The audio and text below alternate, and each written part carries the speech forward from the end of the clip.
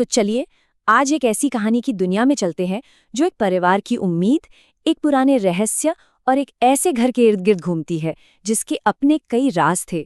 चलिए इस अलौकिक सफर पर साथ चलते हैं।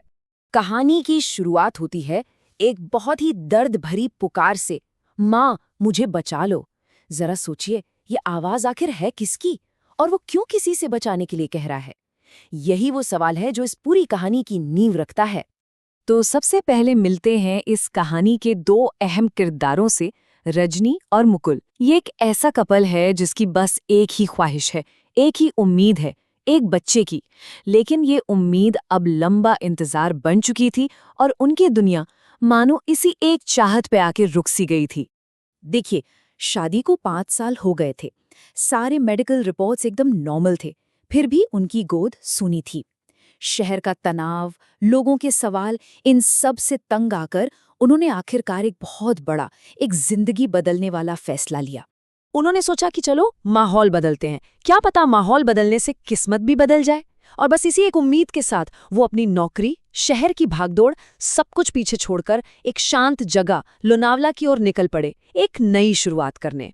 अब लोनावला में उनकी जिंदगी एक बिल्कुल नया मोड़ लेती है जब रजनी की नज़र एक पुराने सुनसान से बंगले पे पड़ती है। उसे देखते ही एक अजीब सा खिंचाव महसूस होता है, जैसे वो बंगला उसे अपनी तरफ बुला रहा हो। उसे ऐसा महसूस हुआ जैसे इस घर से उसका कोई पुराना नाता हो। ये सिर्फ एक फीलिंग नहीं थी, ये एक गहरा, एक अजीब सा कनेक्शन था। और यही एहसास आने वाली घटनाओं का पहला संकेत था। उस घर में जाने के बाद अजीब चीजें होने लगीं। रजनी को हर वक्त लगता जैसे कोई उसे देख रहा है। रातों में उसे बार बार एक ही सपना आता, एक घायल लड़का जो उससे मदद मांग रहा हो। कभी कभी तो ऐसा लगता जैसे आंखों के सामने से कोई साया तेजी से गुजर गया हो। और तो और आस पड़ोस के लोग भी उस बंगले का नाम सुनते ही अजीब तरह से देखने लगते थे, जैसे कोई गहरा राज छिपा रहे हों। एक तरफ तो ये डर और रहस्य बढ़ता ही जा रहा था, लेकिन दूसरी तरफ उनकी जिंदगी में वो खुशी आने वाली थी जिसका वो न जाने कब से इंतजार कर रहे थे। जी हाँ, रजनी माँ बनने वाली थी। उस डरावने माहौल में ये खबर एक रोशनी की तरह आई, लेकिन अब उनकी जिंदगी में खुशी और डर दोनों एक साथ चल रहे थे।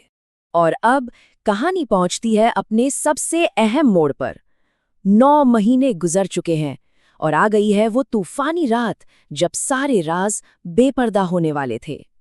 उस रात जो हुआ वो वाकई हैरान करने वाला था। रात के 9 बजे रजनी को लेबर पेन शुरू हुआ। ठीक उसी वक्त बाहर जोरदार तूफान आ गया। फिर घर के आंगन में जो पुराना पीपल का पेड़ था वो एक अपशगुन की तरह जड़ से उखड़कर गिर गया।